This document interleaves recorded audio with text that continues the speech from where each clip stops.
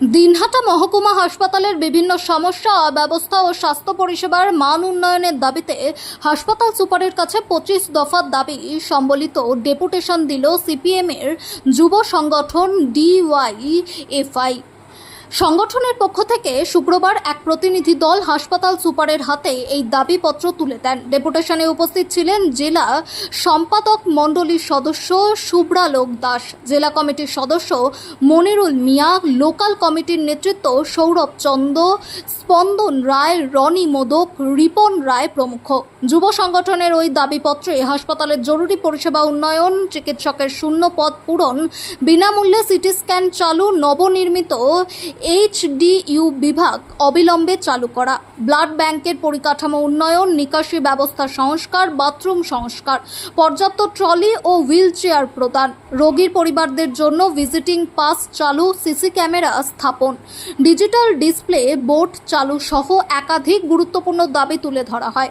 পাশাপাশি হাসপাতালের সামগ্রিক উন্নয়ন ও জনমুখী স্বাস্থ্য পরিষেবা গড়ে তুলতে একাধিক বিকল্প প্রস্তাবনাও প্রশাসনের হাতে তুলে দেওয়া হয়। সংগঠন নেতৃত্বের অভিযোগ, দিনহাটা মহকুমা হাসপাতালের বিভিন্ন অংশে যত্রতত্র মদের বোতল পড়ে থাকতে দেখা যাচ্ছে, যা হাসপাতালের পরিবেশকে কলুষিত করছে এবং প্রশাসনিক নজরদারির অভাবকেই সামনে আনছে। একটি সরকারি স্বাস্থ্য প্রতিষ্ঠানের ভিতরে এই ধরনের পরিস্থিতি অত্যন্ত উদ্বেগজনক বলে তারা দাবি করেন। হাসপাতাল চত্বরে নিয়মিত নজরদারি, নিরাপত্তা বৃদ্ধি এবং অসামাজিক কার্যকলাপের বিরুদ্ধে কঠোর ব্যবস্থা গ্রহণের দাবি জানানো হয়। এছাড়াও কোভিড পরিস্থিতির সময় শিশু মঙ্গল সমিতির পক্ষ থেকে দিনহাটার সাধারণ মানুষের কাছ থেকে লক্ষ লক্ষ টাকা সংগ্রহ করা হয়েছিল। সেই অর্থ কিভাবে ব্যয় হয়েছে, কোন খাতে ব্যবহার করা হয়েছে এবং সরকারি হাসপাতালের সঙ্গে কিভাবে ওই সমিতি যুক্ত হয়েছে সেই বিষয়ে পূর্ণাঙ্গ শ্বেতপত্র প্রকাশের দাবি জানানো হয়। সংগঠনের দাবি প্রসঙ্গে হাসপাতাল সুপার রঞ্জিত মণ্ডল বলেন, দাবিগুলি খতিয়ে দেখা হচ্ছে। 25 দফা দাবি নিয়ে দিনহাটা মহকুমা হাসপাতালের সুপারের সাথে দেখা করলাম। আপনারা জানেন, দিনহাটা মহকুমার একমাত্র চিকিৎসা পরিষেবার ক্ষেত্রে সবচেয়ে গুরুত্বপূর্ণ জায়গা দিনহাটা মহকুমা হাসপাতাল, এবং ছিটমহল যুক্ত হওয়ার পরে জনসংখ্যা বেড়েছে, কিন্তু হসপিটালে যে পরিকাঠামো সেটা বাড়েনি এবং যা পরিষেবা পাওয়ার কথা রুগীরা সেই পরিষেবা পায় না। আপনারা দেখবেন, ইমার্জেন্সিতে যখন কোনো রোগী আসে তাকে অ্যাটেন্ড করার মতো কেউ থাকে না। একা একা বা পাশে যদি একজনকে নিয়ে কোনো রুগী আসেন, তাকে ভর্তি করার ক্ষেত্রে ট্রলিটা ধরার ক্ষেত্রেও কেউ থাকে না। আমরা 24x7 এই অ্যাটেন্ডেন্টের কথা বলেছি, এবং তার পাশাপাশি ডাক্তারবাবুরা কখন রাউন্ডে আসছেন সেই টাইম নির্দিষ্ট করা, ডাক্তারবাবু এবং পেশেন্ট পার্টির জন্য একটা কাউন্সিলিং জোন ঠিক করা, যেখানে পেশেন্ট পার্টির কী হয়েছে সেটা পুঙ্খানুপুঙ্খভাবে ডাক্তারবাবু সেটা বিবৃত করবেন, মানুষ জানতে পারবেন। এবং আউটডোরের ক্ষেত্রে দীর্ঘ সময় এসে প্রত্যন্ত গ্রাম থেকে মানুষ এসে লাইন ধরে দাঁড়িয়ে থাকেন, ডাক্তারবাবুরা থাকেন না। আমরা বলেছি ডিসপ্লে বোর্ড স্থাপন করার কথা। ডিসপ্লে বোর্ডে আজকের দিনে, আজকের তারিখে কোন কোন ডাক্তারবাবু কখন কখন বসবেন সেটা পরিষ্কার সেই বোর্ডে যদি ডিসপ্লে করা থাকে এবং বাংলায়, তাহলে সাধারণ রুগীদের ক্ষেত্রে সুবিধা হবে।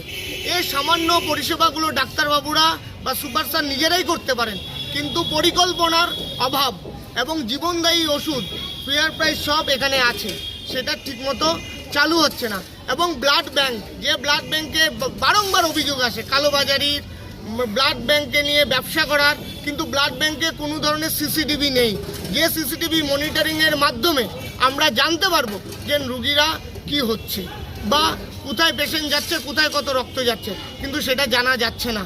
এবং তার পাশাপাশি আপনারা জানবেন, কোভিডের সময় 2021 সালে শিশু মঙ্গল সমিতি তৈরি হয়েছিল, যেখানে আপনাদের সাথে কথা বলছি তার থেকে 50 মিটার দূরে, সেখানে একটা বোর্ড টানানো আছে, পেডিয়াট্রিক সেন্টার, যার পরিচালনায় শিশু মঙ্গল সমিতি।